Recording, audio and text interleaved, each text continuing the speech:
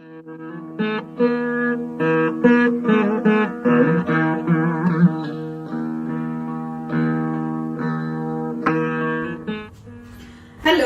my name is Pratibha and welcome to my kitchen. Today I'll tell you a little bit about my journey in cooking and what inspires me. Some of my early memories are spending time with my mom. I was a very little girl when I would help her with squeezing lemon or breaking cashews, or we had this stone grinder for grinding batters. I really enjoyed doing that, and she would freak out because she thought my hands would jam. And I used to enjoy watching her cook as well. She was a very creative person and she cooked some really good food. Her flavors were awesome. I mean, I still remember some of those. And we always had a lot of people coming around our house. And she was a great host. She would cook up a storm with all sorts of dishes, right? And unexpectedly, and very shockingly, she passed away when I was 13. And at the time, we were all in a bit of a shock. We didn't know a lot, and we definitely didn't know how to cook. She, being a very organized person, had left behind a full pantry, fully stocked, and we didn't know what was what in there. So my sister and I, we started experimenting. We just, dived into it. We figured out things as we went along. There were a lot of failures, and there were many successes as well. So that was our inspiration, that was my inspiration, trying to recreate the flavors that my mom would cook, trying to make the dishes that she would make. And then over a period of time, I got inspired by foods that I ate, other places like restaurants or somebody else's house or during travels. So the way I have learned to cook is experimenting. The things that inspire me are what's around me, what's in the pantry. And I also got into healthier cooking. So when shopping, I make it a point to buy healthy stuff, healthy ingredients. And then I don't plan, I just go along and make something, create something, and try different world foods, right? I like foods from different cultures, different parts of the world. So today we'll make something that's a bit of a fusion as well, and it's going to be a vegan shakshuka. Shakshuka is a Middle Eastern, it's made more as a breakfast type food, and with eggs on top of it. I'm not using eggs, we're going to do it vegan with a little bit of my own twist to it, and let's get to it. I'm putting some extra virgin olive oil in here. Some onion that I chopped, which is about one medium or large onion, finely chopped. Okay, so onion is almost done sauteing. So at this time I'll add 3/4 cloves of garlic that I chopped earlier. And now I'm going to add one red bell pepper that I chopped, sweet pepper. I have one firm tofu, a cube of firm tofu that I have crumbled, and I'm going to add that in here as well. And we'll saute that also for a little bit. If you have chickpeas, just smash it a little bit and add that. Now I'm going to add a cup of spinach. You can add mushrooms if you like. I'll put in a few spices. So let's start with some salt to season.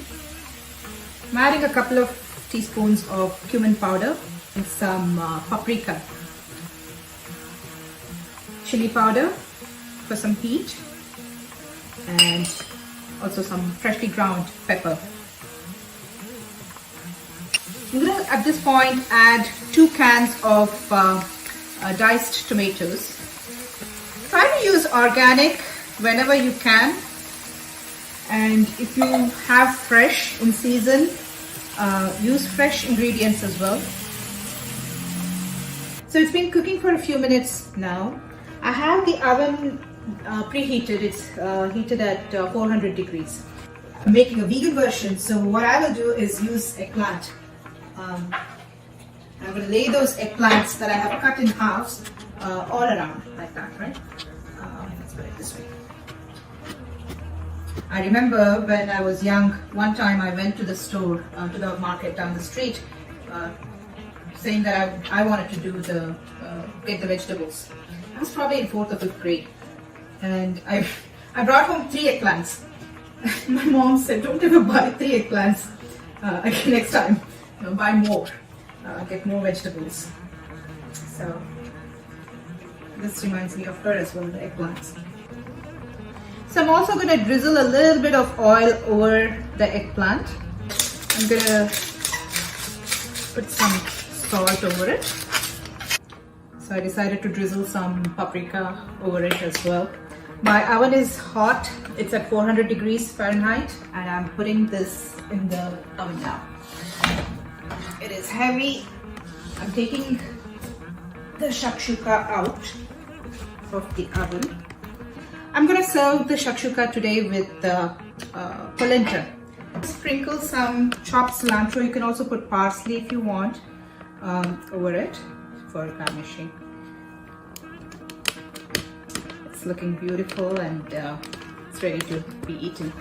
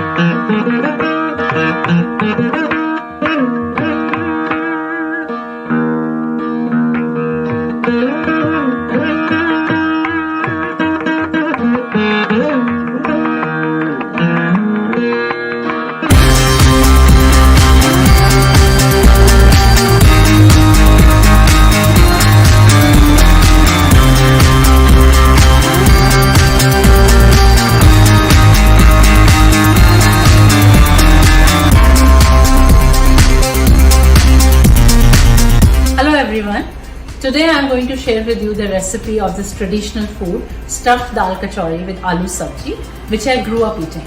My brother, my father and I were a fan of these, and my family loves it too. This is a tribute to my mom, Poonam Sharma, and I am Meetu. My mom has been an inspiration to me in many different ways.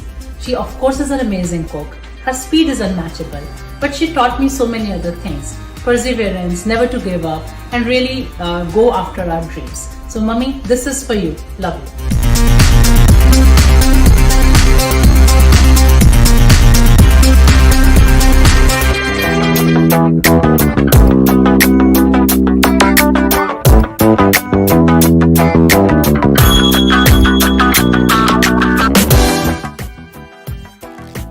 Now we'll make some dough for the kachoris. This is the wheat flour, and I'm putting like around 3 or 4 cups of the flour in it to make the dough for my kachoris. So I've already added some of it. I will add some as needed, some ajwain seeds and salt as per taste, and we'll add some oil. If you want to keep it for a longer time, you can also add some milk. That keeps the dough a little bit soft. This dough is not made super soft, though it kept a little light. This is water. I'll add a little bit to start with, and then we'll see. Start the dough.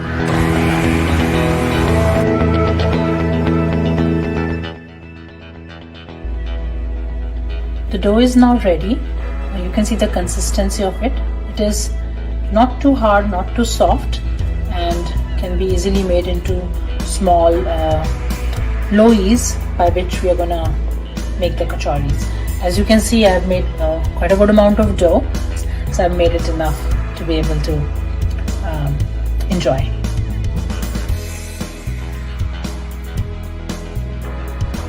So now I'll make one of the side dishes that goes with this bharwa kachori, that is called potato curry. We used to call it aloo ka jhol, and actually it dates back to my grandma, my dadi, who used to call amma, and also my mausi. And this is made without onion, and both of them did not take onion. So what I've done is I've taken some oil and put it in the pan. And while the oil heats, there's some of the ingredients that I'm going to put. This is cumin seeds, of course some turmeric and some chili powder and coriander powder and garam masala and some salt to taste. And this what I have here is tomato puree that I just made. And I also put a little bit of my secret ingredient beetroot into it because it gives a nice color, and of course the iron, and some green chilies. Who doesn't like green chilies?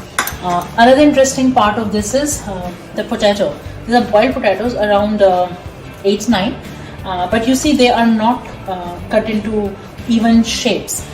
This is the USP of this, because I literally use my hands to break them into this piece. So it's irregular form that helps to make the curry a little bit.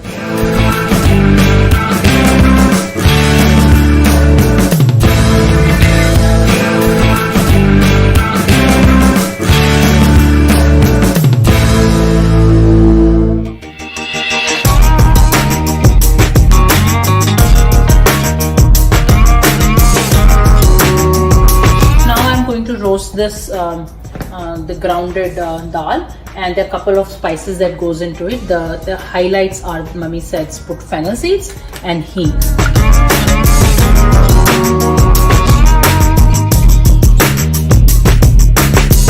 Now we are at the last step of the classic mummy's recipe, trademark bharwa kachori. So this is the dough that I made yesterday. This is the dal that we just now roasted, and now since the oil is hot, I'm going to go ahead and fill these kachoris.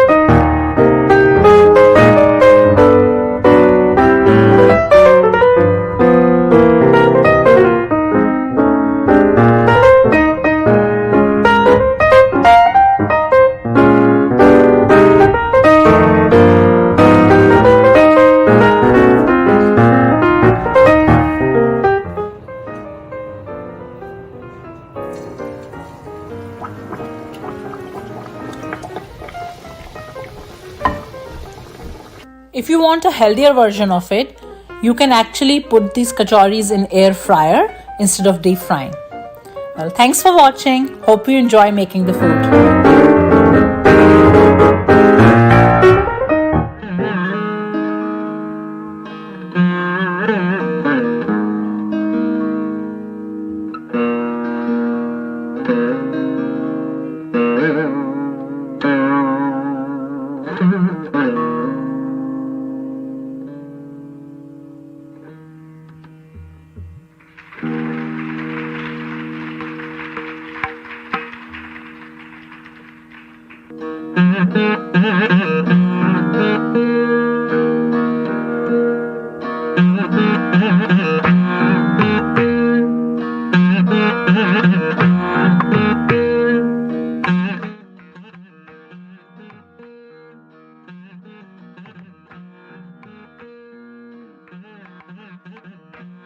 Hi there.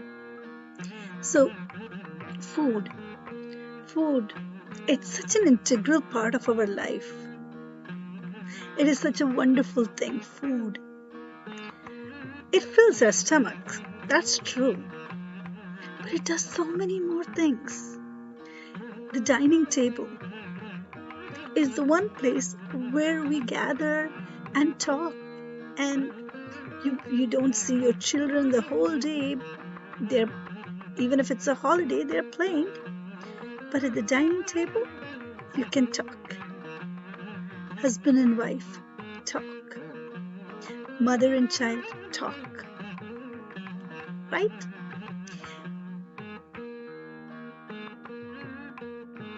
Let's see what I learned from my grandmother in her kitchen. I would go to my Bengaluru, my mother's house, maternal grandmother, Rangaji.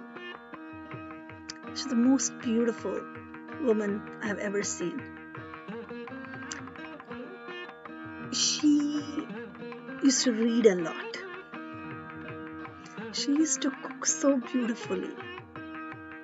Her kutu, I have never ever been able to get it the way she cooked it. I can still taste it. I haven't eaten it for over 15 years from her hand, okay, but from her hands, but I can still taste it. You know, she had this varulu, that is the mortar and pestle, and with the hand on top she would go grinding it on the in the stone mortar with hand, and it would go kochak kochak kochak sound. So those sounds are something that I can still remember. I would ask her, Heng Martira, how do you make this? And she would say, just sit by me and watch. You will learn it. I'm not a person who will check what she's cooking. Okay, I was more interested in talking, just like how I talk now. So I would talk, and she would tell me these wondrous stories about life. You know, about how she would go to the matha and all the friends that she met there and what she had read. Where I learned all these things, how people behave with one another, how they talk with one another, you know. Okay, to cut a long story short, that was the bond between Ajji and me. Okay, the kitchen time, where I would just go there and sit and then I would eat kutu. So today's recipe is about gojju. How to make gojju. Pineapple gojju. It's awesome. Really, really awesome. And my grandma's recipe. So here's something. In a sort of poem, a memory of the days when I was learning how to cook. Says my Ajji, you didn't pay attention when I cooked, did ya? Oh well, now Govinda wants gojju, and so you call, paying $1.16 per minute, and you're just students. Okie dokie, here you go. Chop up a cup of pineapple, chunky yet small, a teaspoon of urad dal, a teaspoon of chana dal, a few peppercorns, and just a little fenugreek seeds, mind ya, just a little. A block of jaggery, a tablespoon of rasam powder, a tablespoon of sesame seeds, and oh, don't forget the curry seeds, the salt, and some tamarind. Boil the pineapple in a cup of water, saute the dals, the peppercorns, fenugreek, cumin, and curry leaves, and grind them dry. Coarse is perfectly fine, but not too coarse, mind ya. Drop the jaggery into the boiling pot of pineapple and see it melt. Add everything else and some salt too. As it boils, a tamarind to taste, and voila! There you go. Feed your hubby, my dear girl, and remember me every time you make it. Yes, Ajji. Love you, Ajji. So, food binds the generations. What she cooked, my mother cooked some of the dishes, and in some of the dishes I cook, and now my daughter also cooks. The same recipe, the same masalas. The saru pudi, the huli pudi, that is rasam powder, sambar powder, chutney powder, all these things are exact same recipes are coming from them. My grandmother, my mother, me, and now my daughter. So food binds generations and they make memories. They make memories. This was her recipe of gojju, pineapple gojju. Try it out and tell me whether you liked it.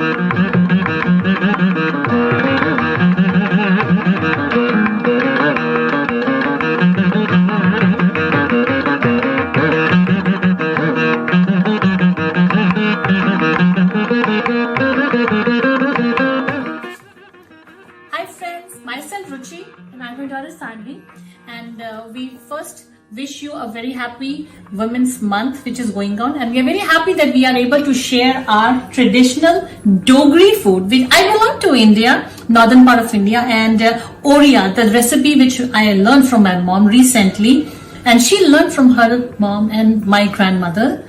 I am so blessed that Sanvi is a part of learning a really traditional food of my culture. And this Oria is very simple to make. It just needs 4 ingredients: yogurt, mustard seeds, salt, turmeric, and you need the boiled potatoes and the smoked oil. And the story of smoked oil is just a secret which my mom said, that all these spices get infused in the smoked mustard oil. So if you want to really enjoy the real flavor and enjoy with how you can enjoy with parathas, chole bhature, and it serves like a condiment. So just follow how me and Sanvi both make it easily, and it just takes 24 hours for it to get infused. So enjoy Oria, the recipe from northern part of India. Thank you. Now let's talk about the ingredients. So for this Oria dish, all we need is yogurt. So I'm taking almost say 1 cup of yogurt. So this is plain yogurt. The only thing you need to do is like whisk it properly, because we don't need those bumps. Yes. Second thing, we need oil. So this is smoked oil. Yeah. So this is mustard oil, and I have smoked it. Okay. And this is really good when you infuse all those spices in the Oria. It really comes up good. The next thing we need is the turmeric. This is turmeric powder, regular. Salt, mustard seeds, and red chili powder. So red chili powder, again according to your taste and preference, and dried red chilies, you can also use them according to your preference for the spices.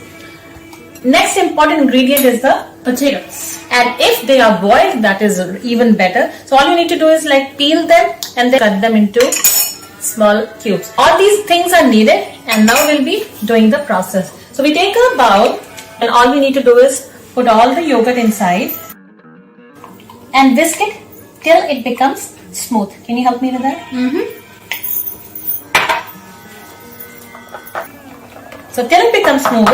Now the next part is we have to put the turmeric. So I'm using half a teaspoon. This is a teaspoon. I'll be using half a teaspoon in here. Again, can you whisk it? Half to 1/4 teaspoon of red chili powder. So I'm using almost 1/4 teaspoon of red chili powder, and no salt right now. So remember, they never put the salt in the yogurt before. Now the next step is, these are the mustard seeds. All we need to do is we take almost 2 teaspoons and put it in the mortar and pestle. And what we are going to do is we are going to grind them coarse. We don't have to make them fine. We just have to grind them coarse well. And this is what the coarse mustard would look like. We don't have to make it very fine. It should be little coarse. So I'll be adding 2 teaspoons of mustard, the grinded one. And then again I'm going to whisk it slowly. So the best part is like you keep the Oria overnight. If you can keep it in the sun for 6 to 8 hours, it's really good. That will enhance the spices and the yogurt. You know, it will infuse the spices, the flavor. If you can do it, the best way is put the light on in the oven and put it overnight. Say it doesn't need more than 8 hours. Now this is all ready. So don't forget, we don't put the salt right now. And meantime, we will be frying these potatoes in the mustard oil. Remember the way I told you last time? And they will really taste good. And then we'll be using this fried potatoes back in this after some time. So I'm taking a pan here and switching on the gas. And then I'm putting the smoked oil, 3 tablespoons, not more than that. And these are the potatoes, so I'll be frying them. Putting 1 teaspoon of salt. Next I'm putting 1 teaspoon of turmeric powder. Next I'm putting half teaspoon of red chili powder. So this is how it looks like. They are all fried now. And I'm going to keep it for the time it gets cooled down, say maybe half an hour. So these are the potatoes fried, and we'll be putting it inside. Can you help me?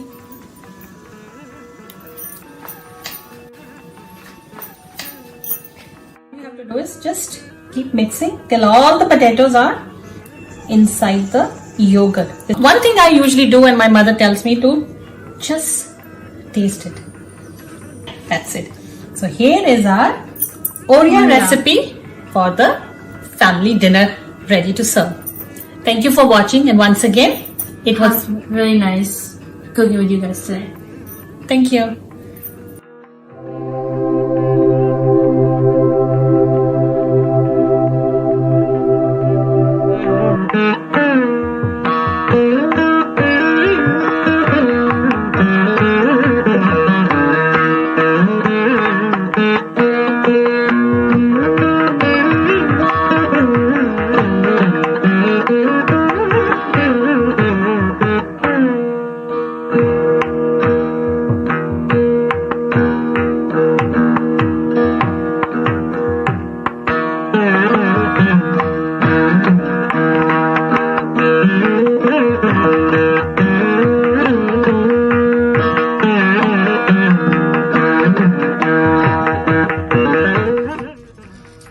Hi, my name is Sylvia and I'm sharing a very special dish.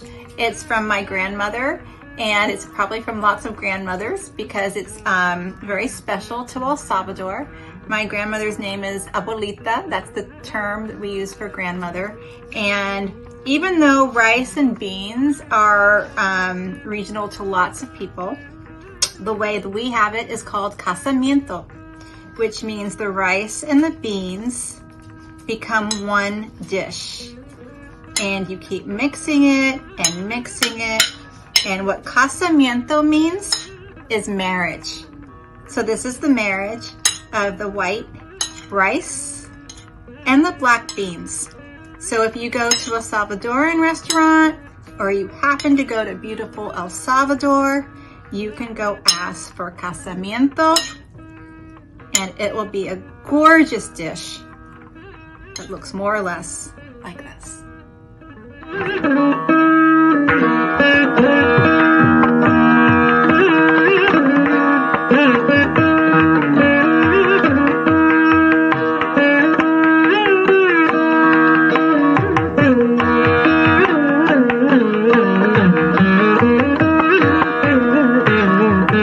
Today I'm going to teach you how to make potato salad that you remember Jijima, your great grandmother.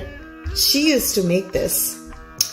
So I'll talk about Jijima later, but let's see what the ingredients are, okay? So we have potatoes, we have a half onion, we have some cilantro, a small piece of ginger, a few chilies. You can use as many or as little as you want. And of course the yogurt. This has been set at home. I set my yogurt at home. And then this is what we give as what we call a tadka, or a seasoning at the end, with ghee or clarified butter. So this is dried red chilies, mustard seeds, that is lentil, that we call chana dal, and this is a spice called asafoetida or hing. It gives a good flavor, and these are curry leaves. So all of that goes into the seasoning at the end. And these are the ingredients we'll need to make the potato salad.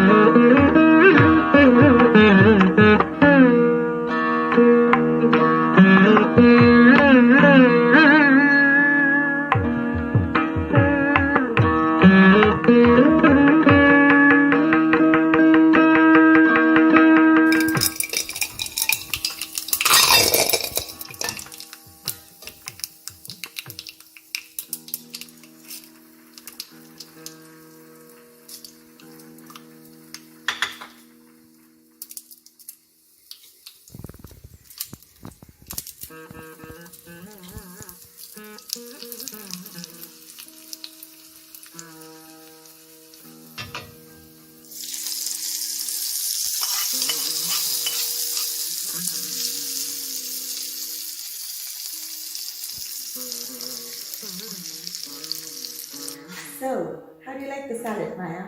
It's really good. You know, this is what your Gigi ma, great grandmother, used to make. When on Saturdays, we used to have half day school, and I used to go there for lunch. And she absolutely hated potatoes. But Gigi pa and me, we love potatoes. So that was the only day she would make anything but potatoes. And this potato salad was one of those dishes. Your Gigi ma was a really amazing woman. What can I say? You have seen her, right? There have been 4 generations. So Gigi ma, your Doma grandma, myself, you, we have a picture of that too, right? So she was an amazing woman, isn't it? Yeah. She used to love to read. My God, she, just like the way you devour potatoes, you love potatoes too, right? So like the way we devour potatoes, she used to devour books or any reading material. Like it could be anything, magazines, papers, newspapers, novels, everything from Hardy Boys to Tom Clancy to Pearl Buck. I mean, she's read them all. And she was married when she was 12, okay? And her Gigi pa, my Ajja, he was 14 years older than her. But he taught her English. He taught her to read, write and speak in English because she had studied only till about 7th grade, and that too in the local Kannada medium school. So he had taught her. And then she obviously devoured books. Then when they traveled, she had a flair for languages. So she picked up Tamil in Erode, and she could read and speak in Tamil. Then she picked up Hindi when they went to Uttar Pradesh, Shahjahanpur, and she could read, write and speak in Hindi. So she was amazing. If she had got the opportunity to go to school and study further, I don't know what she would have become. But also an interesting thing about your Gigi ma, she was very religious in the sense she believed in God. Ajja was atheist. He didn't believe in God, but somehow they made it work. I don't know how. But she would read all these religious like shlokas and verses. And there were some neighborhood ladies who would gather together and sing, Lalita Sahasranama and Vishnu Sahasranama and all that. So we would tell her, why don't you go and sing with them? Because they were all very close friends. But she would say, why should I go there? Because after 2 hours, all those ladies will come out and they'll still be doing all those bad things like being jealous, gossiping, judgmental. What have they learned by doing all this Sahasranama and all that? So I'm not going to go there, but I will read my own books at home and I'm fine. That's how she was. Strong-willed, independent. If you're going to be like anybody, you should be like Gigi ma. Alright? Now let's enjoy something that she hated. But we love it, right? Yeah. How's it? It's really good. Hi, hello, namaste. My name is Sumana Kasravalli. I live in Fremont. Originally, I am from Mangaluru, a coastal town in South Canara of Karnataka. Where I come from, a dish called patrode made from taro leaves or colocasia leaves is famous. After coming here to US, I was missing the patrode too much. But when my mother and father came here, during one of their trips to the grocery stores, my parents discovered the collard green leaves which looked pretty much similar to taro leaves. So, being adventurous, my mother decided to make patrode out of collard green leaves. So when she made it, it could not tell the difference between patrode made from taro leaves and collard green leaves. It became since then super hit in our family. Today I'm going to show you how to make patrode from collard green leaves. You would take 1 cup of Sona Masuri rice and a handful of pressed rice, and you wash them a couple of times and you soak them for about 5-6 hours.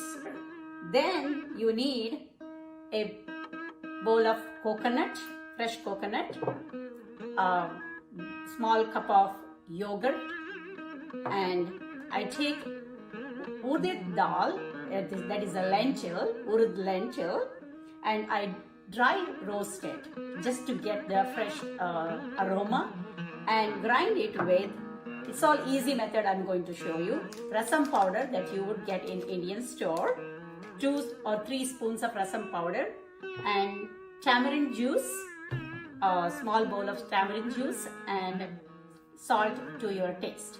You put them all in a blender and grind it to the coarse level. Don't make it smooth paste. To grind, take the soaked rice and the pressed rice mixture together and dump it all in the blender. Take a cup of grated coconut, a cup of yogurt. It makes the batter light. Rasam powder, tamarind juice, and then roasted urad lentil, and then salt to taste. Blend them all together. So once you have the ground batter, put it in a container and ferment, let it ferment for a few hours. Now, let's start with the preparation of collard green leaves. For the amount of the rice batter that I measured, you usually need a bunch of collard green leaves. Sometimes you need 1.5 bunches with that proportion. So this time I got 2 bunches. So how do we get it ready? We give it a good wash, and then you turn it upside down, the back side, and you remove the main stem. So in toro leaves, we remove it so that it doesn't itch our throat. Here, it is so thick, it helps us to wrap it around once we are getting the leaves ready with the batter. Your leaves are washed, batter is fermented. Take 1 leaf at a time, spread it everywhere. If the leaves are small, put another leaf on top, spread it even more. Then we are folding it, spreading the batter everywhere, wrap it around, and we are getting ready for steaming. Okay, all the leaves are battered up. Stack them up and put it in the instant pot for steaming 25 minutes. Okay, once it is steamed, you take it out, let it cool down, completely cool down. Then you cut it into pieces, small pieces, lengthwise and widthwise, getting it ready for the seasoning. So I have mustard seeds, urad dal and chana dal, little bit of turmeric, curry bay leaves, and once it is hot and splattering, I added onion, finely chopped onion. Once onion is transparent in color, I add little bit of jaggery. This onion and jaggery for the seasoning is my mother-in-law's additions. So she likes to do it this way, so I picked it up from her. Once all the onion and the jaggery is blended, you pour in all the cut pieces of patrode that you chopped and give it a good mix. Once it is ready, you garnish it with coconut and peanut. Here it is. After all that effort, your patrode from collard greens is ready to be enjoyed. I tasted it. It looks so good and tastes good.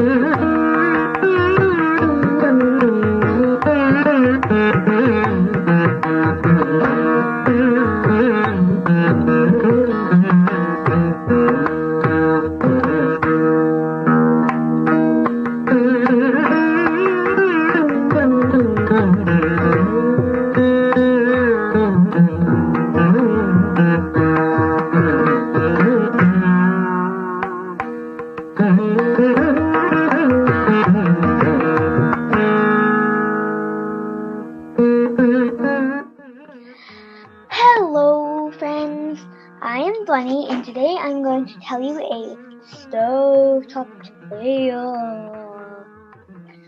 So let me get you a little started. Okay, so basically, I had this competition, nice, friendly, not too competitive competition, and I had to make some kind of food, and I was freaking out when I had no idea what to make. But then one day I was just thinking about my birthday out of the blue, and then immediately it just occurred. A couple of years back, my mother made color changing clothes for my birthday, and they're mystical colors, and that would just fit right into the theme. So that's what I made, and since now you have a it's time that you learn the recipe. First, we're going to start with the ingredients. So to make the noodles, you need half a purple cabbage that's cut up, baking soda, glass noodles, and water. Now, for the dressing, you're going to need garlic, lemon juice, veggie oil, salt, and chili flakes. You don't have to do the dressing, it just gives it good flavor. But there's something in the dressing you have to use. It's the lemon juice right there. And for the toppings, I put bell pepper cut into stars, and dragon fruit cut into flowers, and then I put purple basil, scallion, shredded carrot, cooked shrimp, and edible flowers. Now, how to make them. So, first you take one pot out, and one pan out, and you put 3 cups of water. Next, you take another pot out, and you put another 3 cups of water. Then you let the water get to a boil, and then once it's there, take one cup of cut purple cabbage, one pot. Then with the other pot, take another cup of cut purple cabbage, put it into the pot, except this time you put baking soda. Next, well, you let that sit there and kind of let the pigments from the cabbage soak in. And then what you do when it's soaking is you make the dressing. Like I said earlier, just gives it the flavor, but you have to use the lemon juice, okay? So how to make it? You take garlic. You put garlic in a jar, you put lemon in a jar, you put lemon juice in a jar, you put veggie oil in a jar, and if you place, and then you put salt and chili flakes, and you just put it in the jar, tap the jar, and shake it, and it should be done. Okay, then you take out the cabbage from the pots of boiling water, and there will just be colored water. And you take your glass noodles and put it into each pot of water, and let the glass noodles just soak in for 10 to 15 minutes, and one of them will become kind of like a seafoam color, the other one will become indigo. Next, you take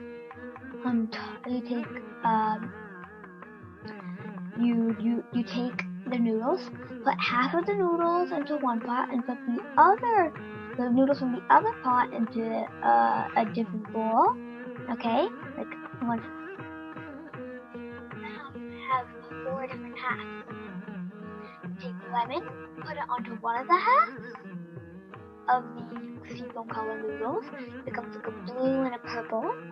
And then with the indigo noodles, the half of the indigo noodles, you put you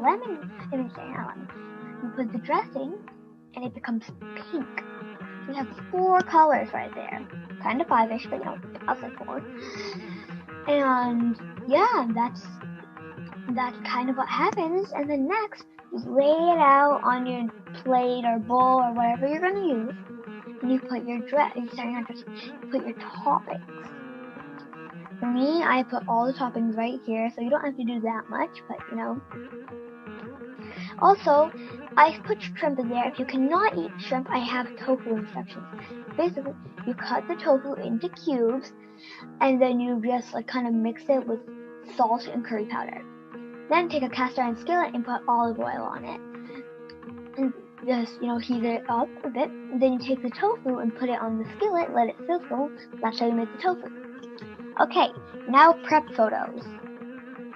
The preparation photos are, that's me cutting cabbage, shredding carrots, adding baking soda, mixing in the cabbage, making. That's me adding the noodles, mixing the seafoam and the dressing. I'm also mixing again, adding toppings and more adding toppings. The final product photos are right here. So that's how it looks by itself, and that's me with it. Looks kind of like the earth, huh? Anyways, and then that's how you mix it, and that's the tofu right there. So that's the end. Thank you so much for listening to my story top tales.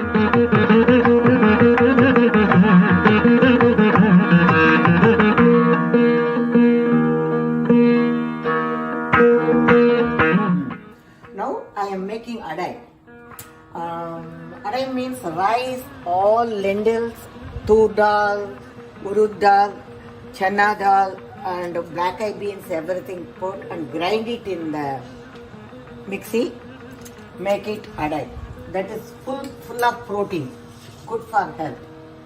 My mom and grandmother time, they are making the mixer. They are making the kaloran.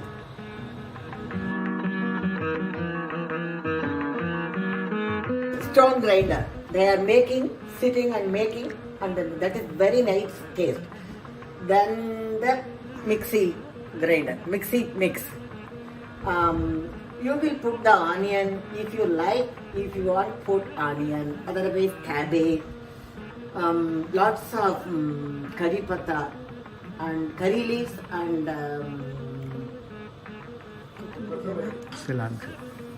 cilantro, everything. Hing, red chili, everything put and grind it and mix it and put like this in the tawa. If you want, make a thick one. Otherwise, you will make thin one. This is good for health because lots of protein.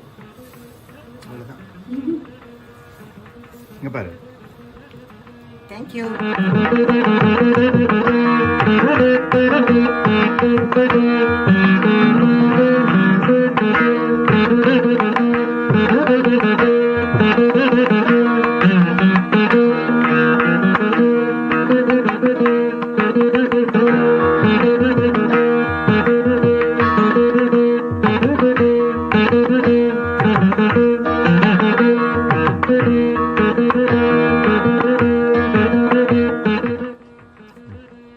Hi, I want to share today about my grandmother. That's her book, Srimati Ratnamai Devi. She was a great educator, she was a freedom fighter, she was a Gandhian, and I grew up with her and she's a big influence in my life. She gave me my love for reading books. She got me so many books when I was young. She used to order books for me. And since this is Stuffed Top Tales, I remember her because she broke the stereotype in my head. Because she was many things, but she was not a great cook. But she was a bountiful and generous cook. All the children in the neighborhood would be fed by her, much as they would not want to be. They would try to run away, but she would pull us back and give us spinach soup and idli that was really not too fluffy. But the thing, and she would make khichdi. Our dinner parties, our birthday parties would be moong dal khichdi. That's the Gandhian household for you. And everybody would sit around the table and we would have dahi and khichdi and papad. And that was like how we celebrated and enjoyed many occasions with her. What I want to share today is this simple dish. This is dahi rice, yogurt and rice. This very much represents my grandmother for me in different ways because one, she always wore white khadi as long as I knew her. And this every time I look at dahi rice, somewhere she is the same for me, simple, plain, white. And this is what we ate a lot of times. She had one saying that we should never go to bed without having some food in our fridge. So we always made sure that at least if nothing else, there would be white rice and yogurt. So if anybody even entered our house at midnight, there would always be food for them. She said, if you don't have much food, that is not a problem. If you don't have delicious food, rich food, that's not a problem. Whatever is there should be shared. And that we eat to live. We don't live to eat. So whatever was cooked, you have to eat, and you have to be grateful for it, and everybody eats together. So dahi rice, every night when we went to sleep, we knew that there was always something in the fridge if a midnight visitor came, and the doors in our house would never close. The doors would always be open. They would only be locked when the last person, generally my grandmother or my aunt, would go to bed. So those are the memories that I grew up with, of a lot of community, of a lot of love, and keeping our doors open. In these times when we are seeing so much of hatred and violence and misogyny and racism, let's just remember, a simple bowl of dahi rice and some love can get us all back together. Thank you.